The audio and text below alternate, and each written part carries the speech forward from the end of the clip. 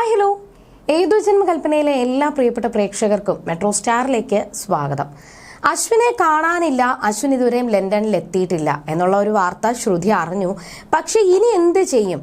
Ashwin sir ആ ഒരു എയർപോർട്ടിലകത്തോട്ട് അശ്വിൻ കയറിപ്പോകുന്നത് ശ്രുതി കണ്ടതാണ്. പിന്നെ അതിനിടയ്ക്ക് വെച്ച് അശ്വിൻ എങ്ങോട്ട് പോയി എന്നുള്ളൊരു ടെൻഷനാണ് ശ്രുതിക്ക്. ഇതാണെങ്കിൽ ഒരിക്കലും വീട്ടിൽ ആരോടും പറയാനും പറ്റാത്ത ഒരു അവസ്ഥയിലാണ് ശ്രുതി ഇപ്പോൾ നിൽക്കുന്നത്. ഇനി എന്തായിരിക്കും സംഭവിക്കുക? അശ്വിനെ കണ്ടുപിടിക്കാനായിട്ട് ശ്രുതിക്ക് സാധിക്കുമോ? ഇതിന് പിന്നിൽ കളിച്ചത് ആരൊക്കെയാണെന്ന് കണ്ടുപിടിക്കാനായിട്ട് സാധിക്കുമോ ഇല്ലയോ എന്ന് നമുക്ക് നോക്കാം.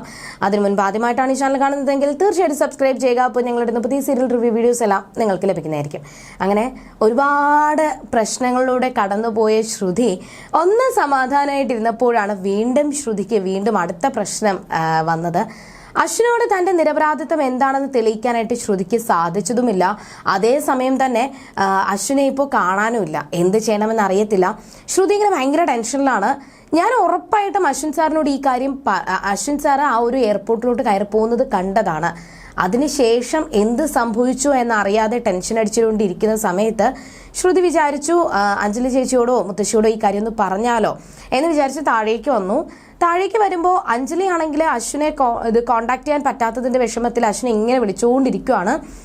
അങ്ങനെ ഇരിക്കുമ്പോൾ കുറേ നേരമായിട്ട് അശ്വിനെ കിട്ടുന്നില്ല. അശ്വിനെ വിളിച്ചിട്ട് അവനെ എടുക്കുന്നില്ല. എന്ത് പറ്റിയെന്ന് അറിയത്തില്ല. ഭയങ്കര ടെൻഷനിലാണ്. അതോ ഭക്ഷണമോ മരുന്നോ ഒന്നും കഴിക്കാതെയാണ് അഞ്ജലി ഇങ്ങനെ ഇരുന്ന് ടെൻഷൻ അടിക്കുന്നത്. അപ്പോൾ മുത്തശ്ശി അഞ്ജലിയോട് പോയി പറയുകയാണ്, മോളെ എന്ത് പറ്റി? അശ്വിൻ അവൻ ഇങ്ങോട്ട് വിളിക്കും, നീ പേടിക്കാതെ ടെൻഷൻ അടിക്കാതെ അവൻ വിളിക്കും, നീ ടെൻഷൻ അടിക്കാതെ ഇരിക്കുക, എന്തായാലും എല്ലാ പ്രശ്നവും സോൾവ് ആവും, നീ ഒന്ന് സമാധാനിക്കും, നീ ഭക്ഷണം കഴിക്കാത്തത് എന്താ, മരുന്ന് കഴിക്കാത്തത് എന്താ, നിന്റെ അവസ്ഥ ഇപ്പോൾ എന്താണെന്ന് നിനക്ക് തന്നെ അറിയാമല്ലോ, ഈ ഒരു അവസ്ഥയിൽ നീ എന്താ ഇങ്ങനെയൊക്കെ കാണിക്കുന്നത് എന്നൊക്കെ പറഞ്ഞ് മുത്തശ്ശി ഭയങ്കരമായിട്ട് അഞ്ജലി വഴക്ക് പറയുന്നുണ്ട്. അവസാനം ഇല്ല മുത്തശ്ശി, അവൻ എന്നെ ഒന്ന് വിളിക്കാതെ അല്ലെങ്കിൽ അവൻ എന്നോടൊന്നും സംസാരിക്കാതെ എനിക്ക് സമാധാനം കിട്ടത്തില്ല എന്ന് അഞ്ജലിയും പറഞ്ഞു. ഇതെല്ലാം കേട്ടുകൊണ്ടുവന്ന ശ്രുതിക്ക് ഈ ഒരു കാര്യം അശ്വിൻ സാറിനെ കാണാനില്ല എന്ന് പറഞ്ഞ കാര്യം പറയണ്ട എന്ന് വിചാരിച്ചു. എങ്കിലും അഞ്ജലി ചേച്ചി ഇങ്ങനെ ടെൻഷൻ അടിക്കുമല്ലേ, അശ്വിൻ സാറിനെ വിളിച്ചിട്ട് കിട്ടുന്നതില്ല. അപ്പോൾ അശ്വിൻ സാറിന്റെ മാനേജറെ, അതായത് ഓഫീസിലെ മാനേജറിനെ വിളിച്ച് ചോദിക്കാനായിട്ട് അഞ്ജലി തുടങ്ങി. അങ്ങനെ മാനേജറിനെ വിളിച്ചു കഴിഞ്ഞാൽ ഉറപ്പായിട്ടും അവിടെ എത്താത്ത കാര്യം ഉറപ്പായിട്ടും മാനേജർ അഞ്ജലിയോട് പറയും.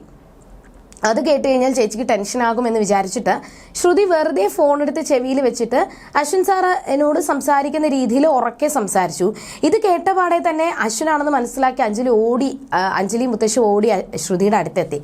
അഞ്ജലി മരുന്ന് കഴിച്ചു, എനിക്ക് സുഖമാണ്, എനിക്കൊരു കുഴപ്പമില്ലാതെ ഞാൻ ഇവിടെ എത്തി, മീറ്റിങ്ങിലാണ്, അർജന്റിലാണ്.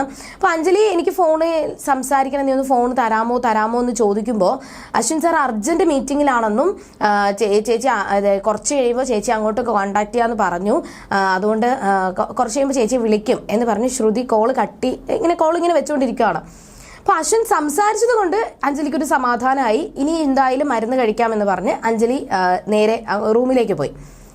അങ്ങനെ മുത്തശ്ശിയും പോകാനായിട്ട് തുടങ്ങുമ്പോൾ പെട്ടെന്ന് ശ്രുതിയുടെ ഫോണിലേക്ക് കോൾ വന്നു. ശ്രുതി അശ്വിനോട് സംസാരിച്ചുകൊണ്ടിരിക്കുകയാണ്. അങ്ങനെ സംസാരിച്ചുകൊണ്ടിരിക്കുന്ന സമയത്ത് ഫോണിലേക്ക് ഒരു കോൾ വന്നു. അത് കണ്ടപ്പോൾ മുത്തശ്ശി പെട്ടെന്ന് ശ്രുതിയെ ഇങ്ങനെ നോക്കുവാണ്.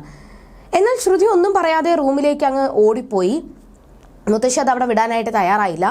ശ്രുതിയുടെ പിന്നാലെ പോയതിനു ശേഷം ശ്രുതിയെ റൂമിൽ നിർത്തിയിട്ട് ചോദിച്ചു, എന്താ സംഭവം എന്ന് കൃത്യമായിട്ട് ചോദിച്ചപ്പോൾ, നീ ഇത്രയും നാളും ഞങ്ങളോട് കള്ളം പറയുമായിരുന്നല്ലേ, നിനക്ക് ആ ലണ്ടനിൽ പോകാനായിട്ട് നല്ല അവസരം കിട്ടിയിട്ടും നീ ലണ്ടനിൽ പോയില്ല, ഓരോ കാര്യങ്ങൾ ചോദിക്കുമ്പോൾ നീ ഓരോ നിമിഷവും കള്ളം പറഞ്ഞുകൊണ്ടിരിക്കുവാണ്, എന്താണെന്ന് അറിയത്തില്ല, എന്നാൽ നീ ഇങ്ങനെ പറഞ്ഞുകൊണ്ട് പോയി കഴിഞ്ഞാൽ ശരിയാവത്തില്ല, ഇനിയിപ്പോൾ നിന്നെ ഈ വീടിന്റെ മരുമകളാക്കിയത് തെറ്റായി പോയോ എന്ന് എനിക്ക് തോന്നുന്നു എന്ന് മുത്തശ്ശി പറഞ്ഞപ്പോൾ ശ്രുതിക്ക് സഹിച്ചില്ല. ശ്രുതി പറഞ്ഞു, മുത്തശ്ശി ഞാൻ ഒരിക്കലും കള്ളം പറഞ്ഞതല്ല, ഞാൻ അശ്വിൻ സാറിനെ കാണാനായിട്ട് ലണ്ടനിലോട്ട് പോകുന്ന സമയത്ത് തന്നെയായിരുന്നു എനിക്ക് ആ ഒരു ഫോൺ കോൾ വന്നത്. അശ്വിൻ സാറിന്റെ മാനേജറാണ് വിളിച്ചത്. മാനേജർ വിളിച്ചിട്ട് ശ്രുതിയോട് പറഞ്ഞ കാര്യങ്ങളെല്ലാം ശ്രുതി മുത്തശ്ശിയോട് പറയുകയും അശ്വിൻ സാർ ഇതുവരെയും ലണ്ടനിൽ എത്തിയിട്ടില്ല എന്ന് ആണ് പറയുന്നത്. എന്നാൽ ഞാൻ അശ്വിൻ സാർ ആ ഒരു അനൗൺസ്മെന്റ് കേട്ടപ്പോൾ എയർപോർട്ടിലേക്ക് ഉള്ളിലേക്ക് കയറി പോകുന്നത് ഞാൻ കണ്ടതാണ്. പിന്നെ അശ്വിൻ സാറിന് എന്ത് പറ്റിയെന്ന് അറിയത്തില്ല എന്ന് പറഞ്ഞ് ശ്രുതി ഇങ്ങനെ ഭയങ്കരമായിട്ട് മുത്തശ്ശിയോട് പൊട്ടിക്കരഞ്ഞുകൊണ്ട് സംസാരിക്കുകയാണ്. മുത്തശ്ശിക്ക് അത് സഹിച്ചില്ല. ശരിയാണോ മോളെ നീ പറയുന്നത്, അവൻ എവിടെ പോയി എന്ത് ചെയ്തു എന്നൊന്നും അറിയത്തില്ലല്ലോ, എന്തായാലും ഇത് അഞ്ജലിയോട് പറയണ്ട, അവൾ അറിഞ്ഞു കഴിഞ്ഞാൽ സങ്കടമാവും എന്ന് മുത്തശ്ശിയും ശ്രുതിയോട് പറയുവാണ്. ശ്രുതി മുത്തശ്ശിയെ സമാധാനിപ്പിച്ച് ഇരിക്കുന്ന സമയത്ത് ശ്രുതിയുടെയും മുത്തശ്ശിയുടെയും സംസാരം ഒളിഞ്ഞു നിന്ന് കേട്ട NKക്ക് കാര്യങ്ങൾ ഏകദേശം പിടികിട്ടി. NK ഈ കാര്യം മനോരമയെ അറിയിക്കാനായിട്ട് താഴോട്ട് പോയി. എന്നിട്ട് മനോരമയോട് കാര്യങ്ങൾ പറഞ്ഞു. അശ്വിൻ ഇതുവരെയും ലണ്ടനിൽ എത്തിയിട്ടില്ല എന്നും ലണ്ടനിൽ എത്താത്ത കാര്യം മാനേജർ ശ്രുതിയെ വിളിച്ചു പറഞ്ഞു എന്നും ശ്രുതി മുത്തശ്ശിയോട് പറയുന്നത് ഞാൻ കേട്ടു എന്ന് പറഞ്ഞുകൊണ്ട് NK മനോരമയോട് സംസാരിക്കുകയാണ്. ഇത് അറിഞ്ഞു കഴിഞ്ഞാൽ അഞ്ജലിക്ക് എന്ത് സംഭവിക്കും, അഞ്ജലിക്ക് സങ്കടമാവോ എന്ന് പറഞ്ഞുകൊണ്ടിരിക്കുന്ന സമയത്തായിരുന്നു പെട്ടെന്ന് അഞ്ജലിയുടെ കയ്യിൽ നിന്ന് ഗ്ലാസ് തറയിൽ വീഴുകയും അഞ്ജലി പെട്ടെന്ന് തലറങ്ങി വീഴുകയും ചെയ്തത്. മനോരമയും NKയും പോയി അഞ്ജലിയെ താങ്ങി പിടിച്ചു. എന്നിട്ട് എന്താ കാര്യം എന്ന് ചോദിച്ചു. ഈ സായിറാം കുടുംബത്തിലുള്ള എല്ലാവരും അവിടേക്ക് ഓടിയെത്തി. ഷ്യാമും എല്ലാവരും ഉൾപ്പെടെ എല്ലാവരും ഓടിയെത്തി. കാര്യം എന്താണെന്ന് തിരക്കിയപ്പോൾ NK കാര്യം പറഞ്ഞു. അശ്വിനെ കുറിച്ച് പറയുന്ന കാര്യം മനോരമ ആൻറ്റിയോട് പറയുന്ന കാര്യം അഞ്ജലി ചേച്ചി കേട്ടതായിരിക്കാം ഇങ്ങനെ വന്നതെന്ന് പറഞ്ഞു. അങ്ങനെ അഞ്ജലിയെ പതുക്കെ റൂമിലേക്ക് കൊണ്ട് കിടത്തിയതിന് ശേഷം അഞ്ജലിയോട് മുഖത്ത് വെള്ളമൊക്കെ തെളിച്ചു. അഞ്ജലിക്ക് ബോധമൊക്കെ തിരിച്ചു കിട്ടി. അഞ്ജലി പൊട്ടിക്കരയുവാണ്. ശ്രുതി, നീ എന്നാലും എന്നോട് ഈ കള്ളം പറഞ്ഞല്ലോ, നീ എന്തിനാ എന്നോട് ഇങ്ങനെ സത്യം മറച്ചു വെച്ചതെന്നൊക്കെ പറഞ്ഞ് സങ്കടപ്പെട്ട് അഞ്ജലി സംസാരിക്കുമ്പോൾ ശ്രുതി നടന്ന കാര്യങ്ങളെല്ലാം അഞ്ജലിയോട് വിശദീകരിച്ചു. എനിക്കും അശ്വിൻ സാറ് മെസ്സേജ് ഇട്ടതാണ്, അത് ചേച്ചിയും കണ്ടതല്ലേ, പിന്നെ എന്ത് പറ്റിയെന്ന് അറിയത്തില്ല.